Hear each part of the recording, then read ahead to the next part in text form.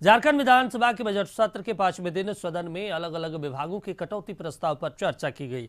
कटौती प्रस्ताव के समर्थन में विधायक मनीष जायसवाल ने कृषि विभाग के कटौती प्रस्ताव का समर्थन करते हुए कहा कि विभाग की राशि खर्च नहीं हो पाई है, इसका जवाब देना चाहिए। सरकार अपने आप को बचाने में व्यस्त है, वहीं सरकार को डर लग रहा है कि कहीं गिर न जाए। तो वहीं नेता प्रतिपक्ष अमर बावरी ने सदन में कहा कि विपक्ष को बोलने का मौका नहीं दिया जा रहा।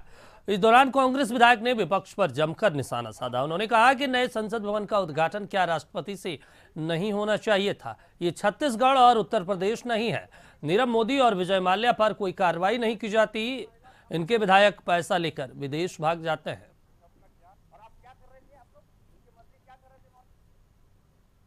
कहना है 4 साल तक तो आप लोगों ने बोलने नहीं दिया, नेता प्रतिपक्ष की मान्यता नहीं दी, बोलने नहीं दिया।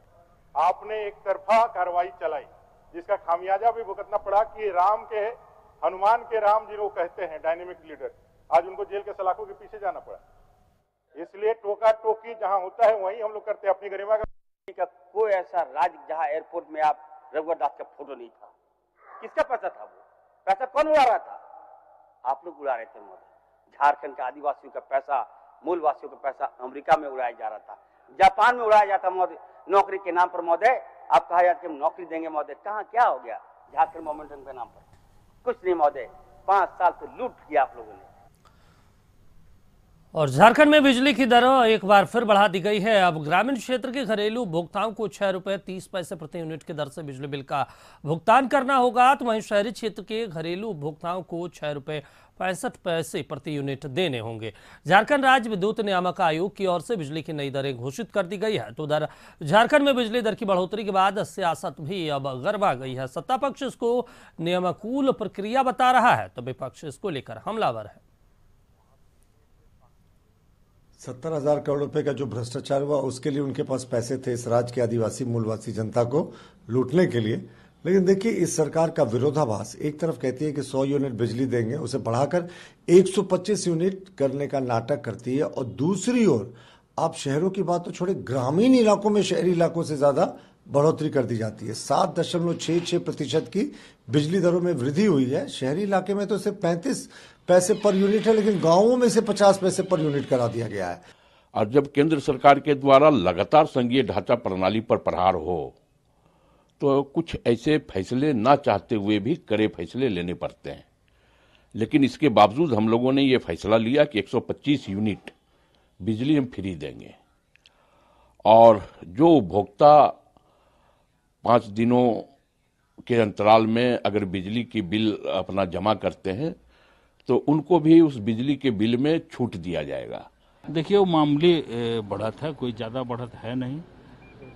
जैसे गैस उसमें कितना बढ़ा है देखबे करते हैं, इसमें 50, और जिस तरह से सारा चीज़ का दाम रेट बढ़ा है, उस हिसाब से तो ये मामूली बढ़त वो इसको बोलते हैं। और हम लोग तो पहले भी सब्सिडी बिजली ज़्यादा दर में खरीद करके कम दाम में दे रहे हैं। राज्य के विकास में अपनी भूमिका निभाएं, और बहुत ज़्यादा ऐसा नहीं है कि बहुत ज़्यादा हम लोग दबाव बनाते हैं। जो एक नियमानुकूल है, और जो समय समय पर जो ये एक तरह से प्रक्रिया समय समय पर बढ़ोतरी की, वही किया गया होगा। इन्होंने नियामक आयोग के सामने जो पक्ष विभाग के द्वारा या कंपनियां हैं रखा, उन्होंने उसमें जनता के हितों का ख्याल नहीं रखा गया है। और ग्रामीण इलाकों में एक तरफ आप कह रहे हैं कि हम सब्सिडी दे रहे हैं, और दूसरी तरफ ग्रामीण इलाकों में दर अधिक बढ़ा रहे हैं। दोनों भी निर्णय में कहीं कोई तालमेल नहीं है, ये घोर अनुचित है।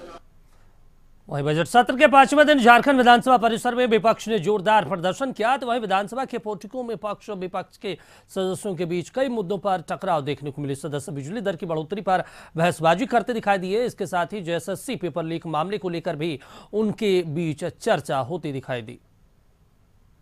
पूरा देश प्रदेश जान रहा है झारखंड में पेपर लीक हुआ है, और आज सरकार ने एसआईटी गठन किया, उसका जांच चल रही है, तो जांच में फिर आएगा, उसके बाद सरकार निर्णय लेगी।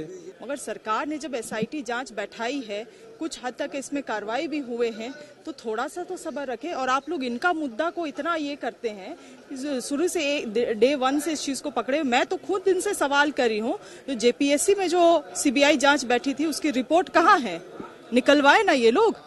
सरकार के विरोध में आंदोलन कर रहे हैं, इसलिए युवाओं को नौकरी मिले, रोजगार मिले। जो पेपर क्लिक हुआ है उसका सीबीआई जांच हो, इसी निमित्त हम लोग सदन के बाहर और अंदर इसका विरोध कर रहे हैं और इसलिए कर रहे हैं कि ये सीबीआई जांच हो और दूध का दूध और पानी का पानी हो और युवाओं को न्याय मिले। लगातार ये सरकार प्रदेश के नौजवानों को धोखा दे रही है। जनादेश लेते समय इन्होंने कहा कि 5 लाख नौकरी देंगे, 20 लाख 4 सालों में 20 लाख नौजवान को तो नौकरी दिया नहीं। ऊपर से जो परीक्षाएं लगातार छात्रों के दबाव के कारण प्रदेश के हमारे प्रतिपक्षी दल के नाते हम लोगों ने जो सदन के अंदर बार बार राज्य की जनता को तैयार किया, उसके दबाव कारण सरकार ने अगर वैकेंसी निकाली भी तो वो भी इनकी भ्रष्टाचार की भेंट चढ़ी।